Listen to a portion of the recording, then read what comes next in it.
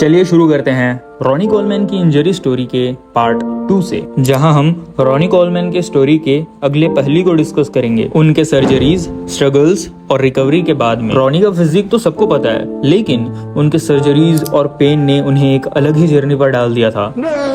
Let's dive deep into the roller coaster of pain and resilience. Ronnie ने अपनी पहली spinal surgery 2007 में कराई थी, जब उनके डिस्क हर्निएट हो गए थे। उनका कहना था कि उस वक्त भी उन्होंने रिकवरी करके ट्रेनिंग चालू कर दी थी, बिना किसी डर के।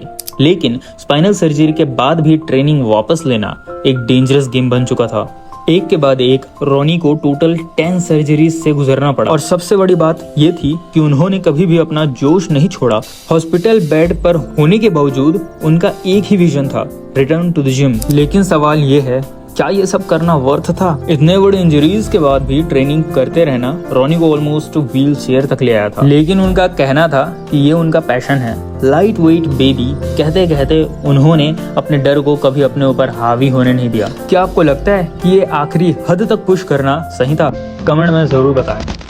आज रॉनी जिम के अंदर भी जाते हैं, लेकिन अब उन्हें चलने के लिए क्रूचेस का यूज करना पड़ता है। लेकिन उनका मोटिवेशन, उनकी डेडिकेशन वही है। रॉनी का कहना है कि अगर उन्हें दोबारा चांस मिलता तो भी वह वही करते हैं जो उन्होंने किया, लिफ्टिंग हैवी और बॉडी बिल्डिंग।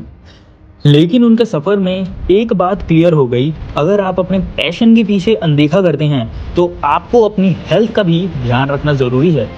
रॉनी के स्ट्रगल्स हमें एक चीज सिखाती है, पैशन इंपॉर्टेंट है, लेकिन हेल्थ उससे भी ज्यादा। अगर हम अपने बॉडी की सिग्नल्स को इग्नोर करते हैं तो हम भी इंजरीज के रास्ते पर चल सकते हैं। ये जरूरी है कि हम ओवर ट्रेनिंग से बचने के लिए ट्रेनिंग स्मार्टर का अप्रोच लें। Always listen to your body. Recovery को अपने रूटीन का पार्ट बनाएं।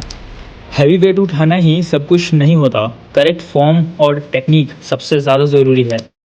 रॉनी का जर्नी एक लेसन है सबके लिए, स्ट्रेंथ और रेजिलियंस का एक अल्टीमेट एग्जांपल, लेकिन एक रिमाइंडर भी है कि हमेशा अपनी बॉडी का ध्यान रखें। रॉनी कोलमैन का स्ट्रगल और सक्सेस दोनों को बैलेंस करना सीखना जरूरी है।